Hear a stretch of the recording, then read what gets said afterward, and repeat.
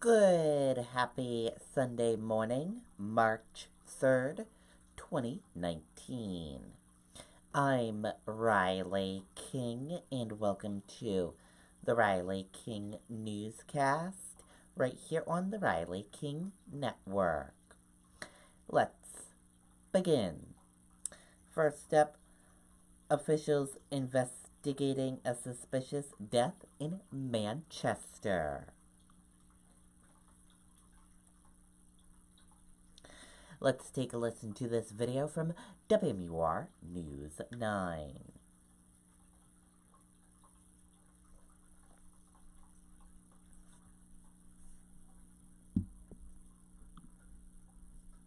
Out the door when it matters most. For more than a decade, he's been right there, everywhere. And when American jobs are on the line, he leads the charge. ABC's World News Tonight with David Muir is America's most watched newscast, and we thank you. We are following breaking news in Manchester at this hour. The death of a woman overnight now being investigated by the Attorney General's office. You are looking live at the crime scene, still active at this hour. This has been going on since at least 12:30 this morning. Granite Street to Elm Street blocked by crime scene tape for nearly 6 hours now. The Manchester Critical Response Team was deployed as part of this investigation. The Attorney General's office says the identity of the woman is being withheld as they work to notify her family. An autopsy is set for later today. Investigators say there is no evidence to suggest a threat to the general public. Okay, and there you go on that video and that report. And we will keep you updated if we get new information into our newsroom. Berwick firefighter killed in the line of duty, remembered as a hero. Let's take a listen to this video from WMUR News 9, Charisse LeClaire.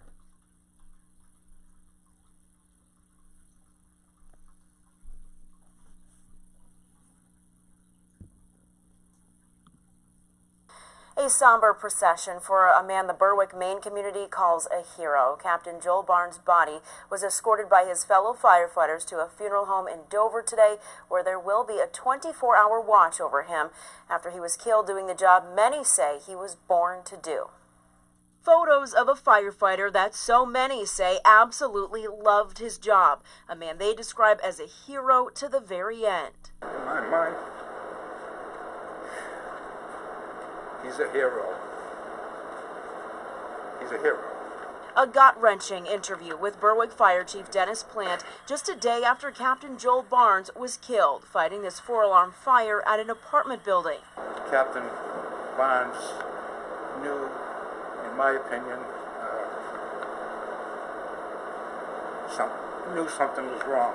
And today, the community doing its very best to support the fire department. Flowers were left outside the station where black bunting was draped, signaling a department in mourning.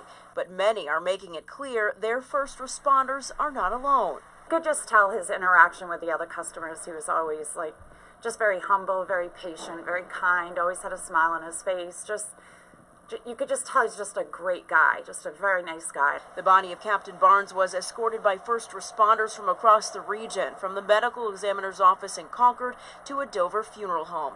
Police and fire also lined the route to show their respect, while other departments covered calls in Berwick. I don't know what to say, who to say it to, but thank God for support. Barnes' father spoke off camera. He says a firefighter approached him to tell him his son saved his life, shielding him from the flames. He was so smart, just bright, sincere. He loved the fire service. You could see that.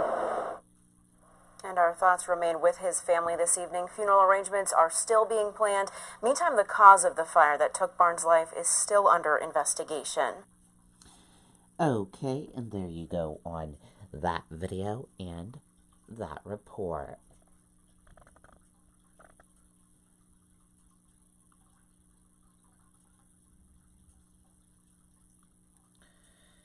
Man admitted of stealing from 100 cars in a Nashua neighborhood.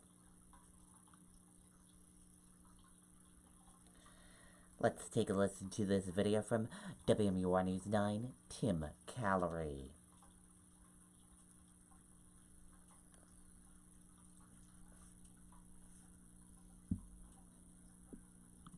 Well, police are calling this a crime of opportunity and say the suspect preyed upon his neighbors. Between November and February, Nashua police say Rafael Rodriguez centered his lengthy theft spree around this Spitbrook Road neighborhood. Lieutenant Carlos Camacho says Rodriguez was targeting unlocked vehicles. He was walking around and saw these items in plain view, and lo and behold, the vehicles were unlocked and ended up taking them. The department started looking into the matter after they noticed an unusual spike in break-in reports coming from this section of the city. So we started assigning officers to go and check out that area just to see if they can come up with information. In January, officers came across Rodriguez walking on Spitbrook Road during the early morning hours.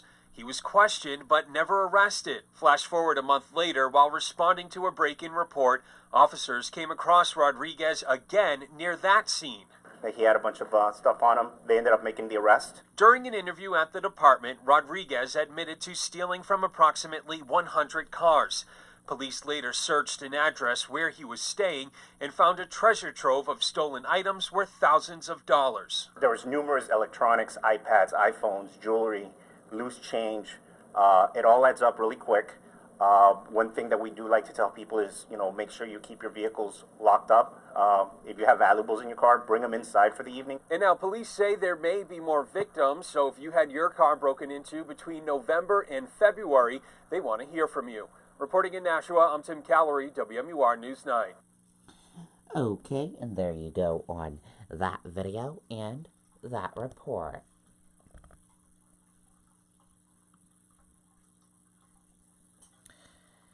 Man charged after armed standoff in Sunapee, New Hampshire.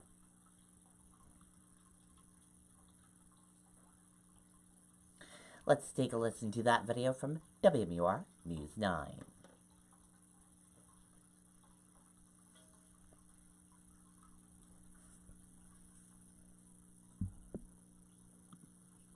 You saw it as breaking news this morning, a police standoff in Sunapee. Tonight, a man is in custody facing a charge of reckless conduct. Police say Joshua Stiller fired a gun inside his barn on Lower Main Street around 3 a.m. They say he then barricaded himself inside the barn for almost 9 hours. Police say they eventually used gas to bring Stiller out of the building, and they arrested him. Okay, and there you go on that video and that report.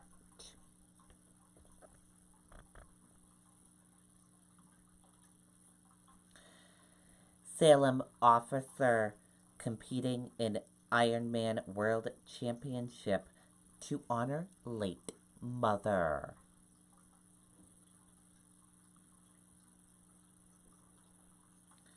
Let's take a listen to this video from WMUR News 9, Mike Cronin.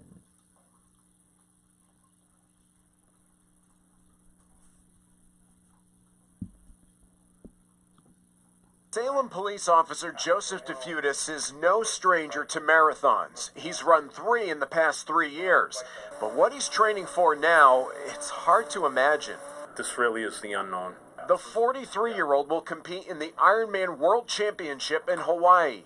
It's considered the Super Bowl of endurance events. He'll swim 2.4 miles, bike 112 miles, then run a full 26.2-mile marathon, and he has to do it all within 17 hours. Fortunately for me, I work for an agency who we rally around each other. We're pretty supportive, and I get a lot of people behind me. Family and friends, second to none. DeFutis is motivated by the memory of his mother, who died in 2015 after a 6-month fight with leukemia. This is his fundraising team.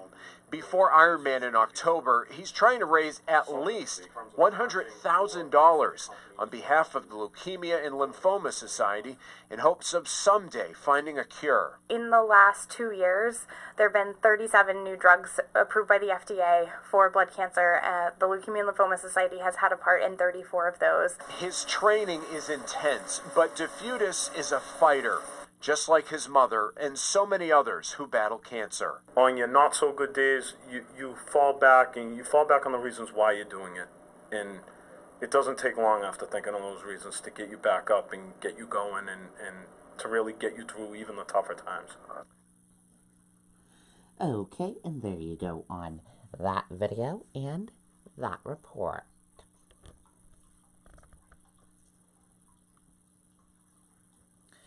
Seven-year-old killed in Hampton fire is identified. Let's take a listen to that video from WMUR News 9.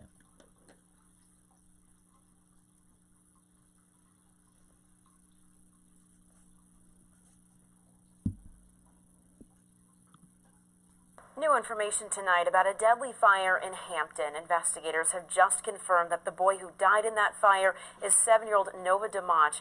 Investigators are still trying to figure out how that fire started. DeMach's grandmother posted on Facebook that she tried to get back into the house to save him. She and 7 other people escaped the flames, which destroyed 2 homes. Okay, and there you go on that video and that report.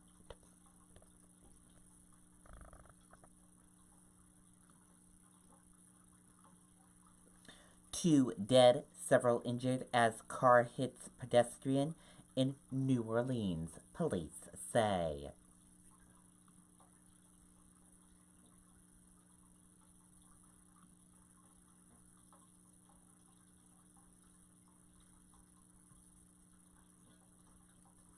Two people are dead and several others were injured after a car allegedly crashed into a number of bicyclists and pedestrians in New Orleans, about 2 miles away from the Mardi Gras festivities, police said. And that does it for the Riley King Newscast right here on the Riley King Network. I hope you all have a great rest of your Sunday and a great rest of your day, and I'll see you back here later on today for another newscast. And I'll have a news report coming up in a little bit. Goodbye, everyone.